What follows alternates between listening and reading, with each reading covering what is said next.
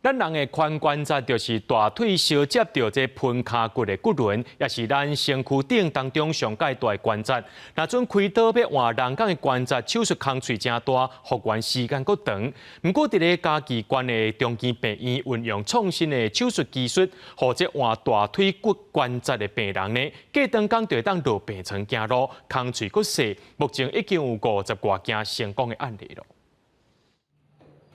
配合物理治疗师的指示来复健，换髋关节的病人，才手术第3天，就会当落病床行路。家己中基病院关节重建科的医生讲，为改变的线来做换髋关节的手术，工序细，佮缩短手术复原的时间。就是稍微痛痛的，但是走路没什么问题，就还蛮顺利的。这个比基尼式切口的最大好处是伤口比较美观，然后切口比较小。那更重要的是，我们切开了以后，髋关节附近的肌肉还有肌腱的部分都不做切开。到我前后住了5天，然后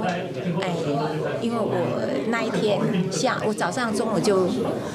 就已经出院，下午3点有班，所以那一天回去之后我就去上班了。嘉义县是老人人口比例真悬的所在，物理治疗师就讲，是大长时间的姿势不良造成髋关节的退化，若是阁因为跌倒伤到髋关节，常常阁会带来更较侪的病尾。原则上就是久坐，坐的椅子如果坐得很低，或是习惯是蹲的工作，这个也会。那最重要的就是有些人呢，他或许需要负重搬东西，因为他们务农的姿势原则上就是会弯腰。然后受力从腰部受力到臀部都会很受力，